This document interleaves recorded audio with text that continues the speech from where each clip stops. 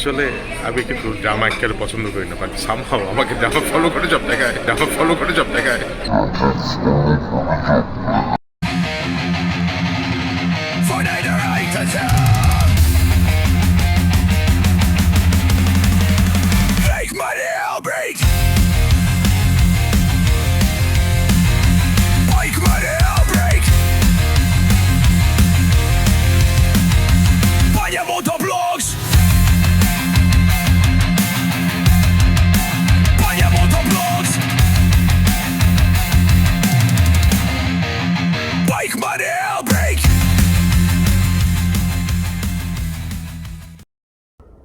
আউযুবিল্লাহি মিনাশ শাইতানির রাজিম বিসমিল্লাহির রহমানির রহিম আল্লাহুম্মা সাল্লি ওয়া সাল্লিম আলা নাবিয়িনা মুহাম্মাদিন হিরোজ। আসসালামু আলাইকুম রহমতুল্লাহ। আজকে আমার মুম্বাই ট্যুরের সেকেন্ড দিন। এখন 9টার মতো বাজে সকালে। আমি উঠেছি আরও অনেক আগেই, আলহামদুলিল্লাহ। নামাজ পড়লাম, তারপরে কিছু মর্নিং রিচুয়াল আছে ওগুলো করি আমি। আজকে লেগ ডে ছিল, তো ওটা তেমন কিছু করা হয়নি। আমি ছোটোবেলা থেকেই লেগ ডে স্কিপ করি বা একটু ওখানে একটু ফাঁকিবাজি করি। আজকে আমার টাটা মোটরের সাথে কাজ আছে, সারাদিন মিটিং আছে ওখানে। তো এখন আমি ব্রেকফাস্ট করে আপনার টুকে রেখে কাজ করতে থাকবো অনলাইনে। 11টার সময় মিটিং, তো আমার এখান থেকে আধা ঘন্টার মতো লাগবে, তো আমি হয়তো 10টা-20-এর দিকে বের হয়ে যাবো ইনশাল্লাহ। তো দিন শুরু করার সময় আপনার সাথে দিনের কথা বলি। তো আমরা যখন কোনো ভালো কাজ করতে যাই, খারাপ কাজ করতে যাই, যখন আমরা চিন্তাই করি যে একটা ভালো কাজ করব, চিন্তা করলে কিন্তু আল্লাহ আমাদের ওই নেকিটা দিয়ে দেয়, আলহামদুলিল্লাহ। আর যখন একটা খারাপ কাজ করতে চাই, করলে আমাদের একটা গুনাহ হয়, কিন্তু যখন আমি করার চিন্তা করে যখন আমরা করি না, তখনও কিন্তু আল্লাহ আমাদের একটা নেকি দেয়। তবে যখন আপনি কোনো ভালো কাজ চিন্তা করার পরে করবেন, করে ফেললে সেটাতে আপনার 10 গুণ, 20 গুণ, 50 গুণ, 70 গুণ, 700 গুণ, হয়তো বা তার আরও বেশি গুণ আপনার আল্লাহ ওটা বর্ধিত করে দেয়। আপনার কত সিনসিয়ারিটি নিয়ে করেছেন, আপনার ভিতরের দিল কত সাফ ছিল আপনি করার সময়, এবং ওটা আল্লাহর জন্য করেছেন কিনা, এই সব কিছু আল্লাহ কনসিডার করে। এটা আমি কেন বললাম আপনাদেরকে, এই পরে হাদিসের জন্য। রমজান মাসে আসে আপনার শাওয়াল মাস। এই শাওয়াল মাসে একটা খুব বড় সুন্নাহ আছে। যারা আপনার ভিতরে কষ্ট করে রমজান মাসে রোজা রেখেছেন পুরা মাস, ওনারা যদি আপনার এই শাওয়াল মাসে মাত্র 6টা সুন্নাহ রোজা রাখেন, তাহলে কিন্তু আপনার পুরো বছরের আপনার রোজা রাখার সমান আপনারা ফজিলত পাচ্ছেন, আলহামদুলিল্লাহ।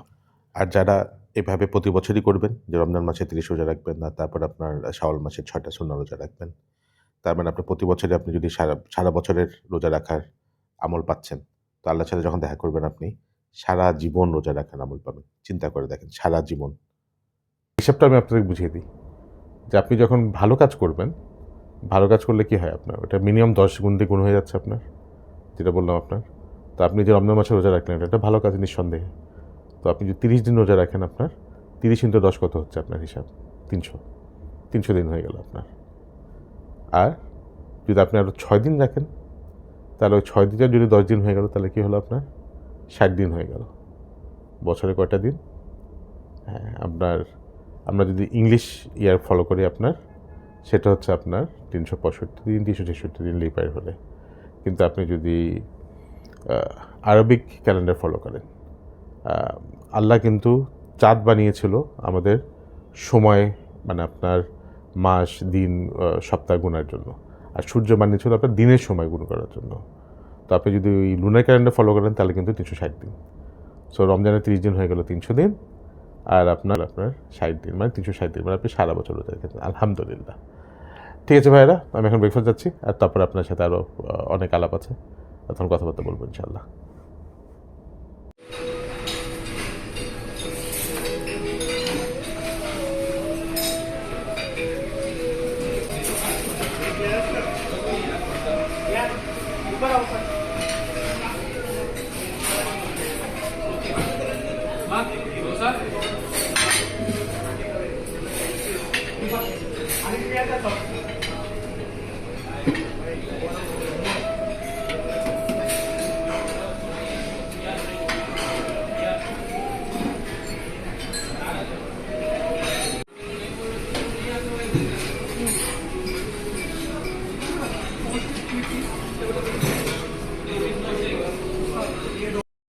আসলে আমি কিন্তু ড্রামা একেবারে পছন্দ করি না, বাট সামহাও আমাকে ড্রামা ফলো করে সব জায়গায়। তো এখানেও একটা ছোটো একটা ড্রামা হলো। তো আমাকে একটা টেবিল দিয়েছে ওনারা, তো টেবিলে বসা মানে দেওয়ার পর আমি খাওয়ানতে গেছি, এসে দেখি অন্য একজন ভদ্রলোক আরাম করে বসে পড়েছে টেবিলে। এবং যখন আমি ওই লোককে ডাকলাম, মানে ম্যানেজারকে ডাকলাম, আমার একটা টেবিল দেন, আমার টেবিল বসে পড়েছে। যখন লোকে আমাকে বলছিল, না ভাই আপনিও বসতে পারেন, এই টেবিলে বসেন, অসুবিধা কি, মানে আমার নিজের টেবিল আমি বসতে পারি। যাক, আমি ইয়ে করে ঝামেলা করি নি, বলছে আমাকে একটা টেবিল দেন, অসুবিধা নেই। তো একটা টেবিল দিয়ে দিয়েছে, আমি এখানে বসছি। আর কী খাচ্ছে আপনাদের দেখাচ্ছি ইনশাল্লাহ।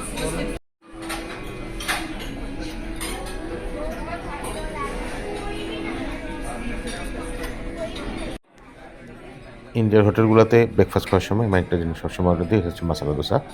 তো আপনারা যখন অর্ডার দিবেন, আপনারা বলবেন যে মশলাটা মানে ভিতরে আলুর জিনিসটা ওটা যেন সাইডে দেয়, ভিতরে না দেয়। ভিতরে দিলে আপনার দোসাটা অনেক নরম হয়ে যায়, তো মচমচা থাকে।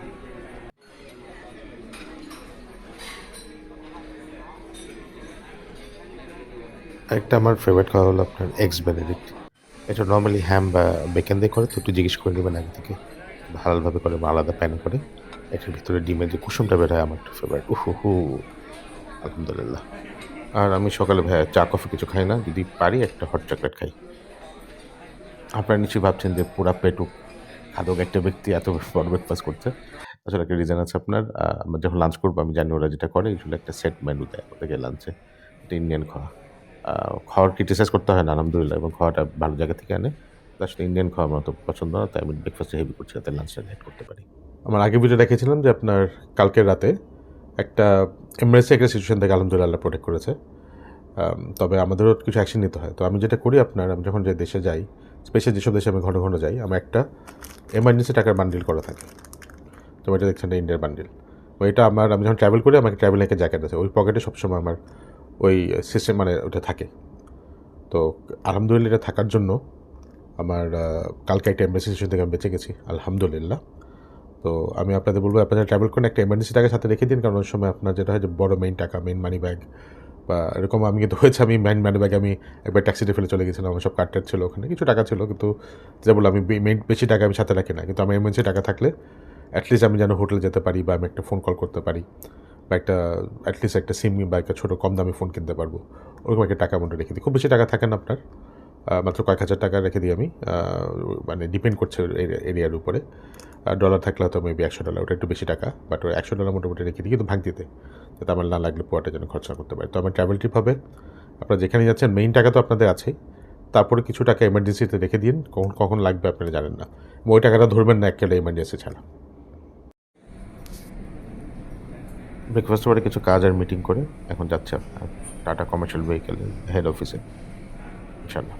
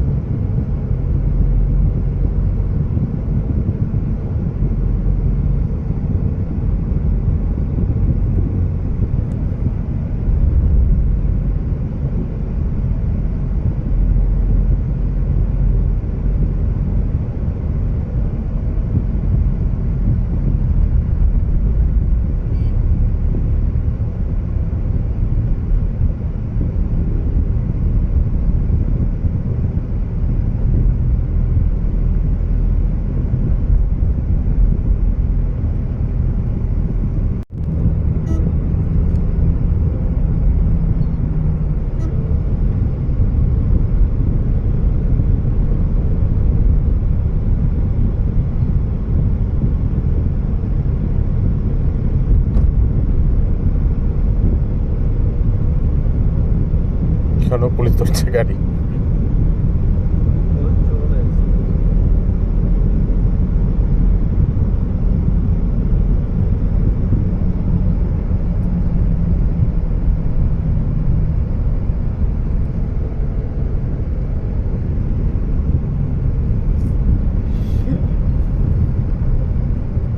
আমরা এখন টানেলের ভিতরে ঢুকছি। এটা আপনার নতুন মুম্বাইয়ের টানেল করেছে, এবং এটার জন্য আপনার ট্রাফিক কমে নাই ঠিক অ্যাকচুয়ালি, কিন্তু আপনার বাইপাস হওয়াতে অনেক সুবিধা হয়েছে আপনার আন্ডারগ্রাউন্ড টানেল। আপনাদের সিলিং দেখিয়েছিলাম, এখন টানেলটা দেখাবো ইনশাল্লাহ।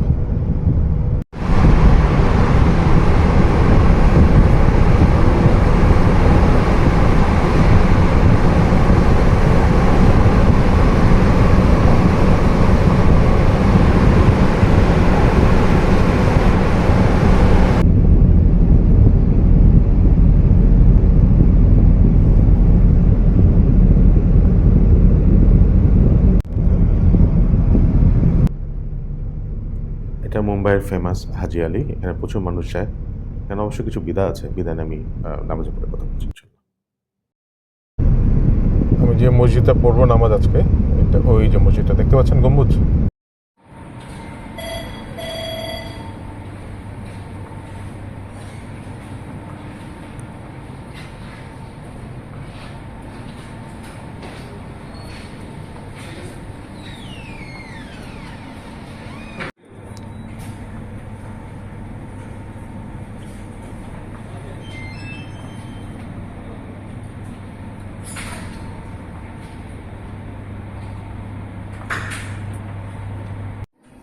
তো আমার বোর্ডরুমে মিটিং হচ্ছে, আমি একটু সবাইকে সাইড হতে বলছি আপনারা দেখাতে পারি।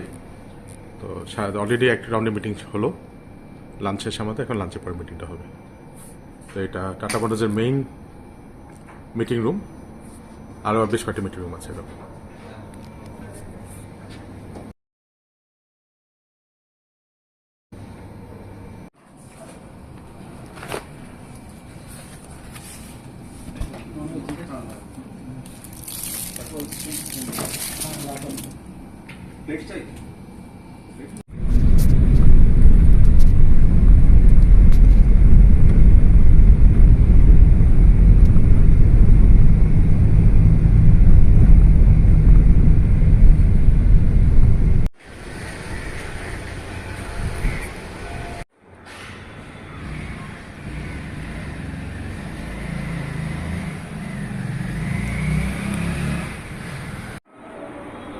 أشهد أن محمدا رسول الله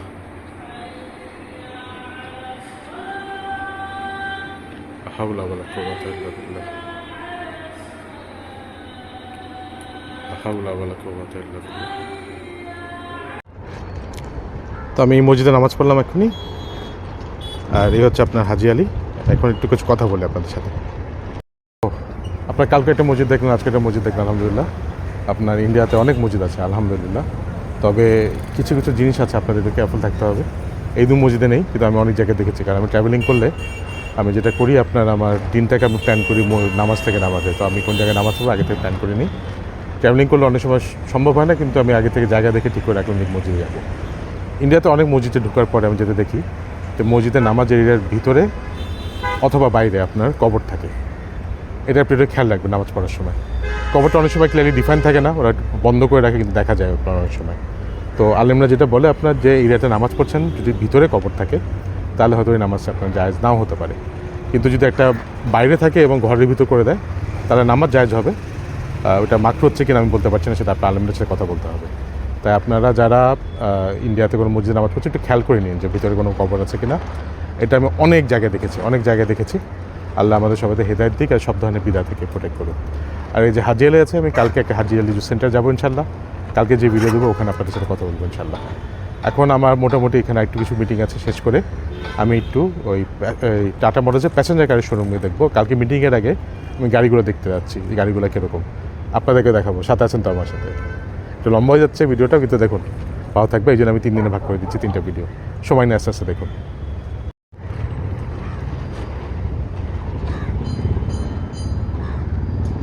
তো এখন আমরা টাটা গাড়ির শোরুমে যাচ্ছি। তো আমি একটা টাটা গাড়ির ইলেকট্রিক ভেহিকেলে এনেছি, যেটা আমরা আনবো সামনে। আমি নিজের চড়ে দেখতে চাই কীরকম।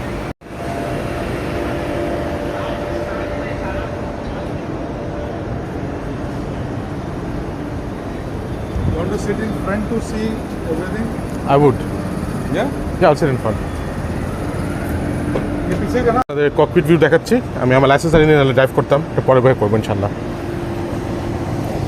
कैसे है भाई साहब?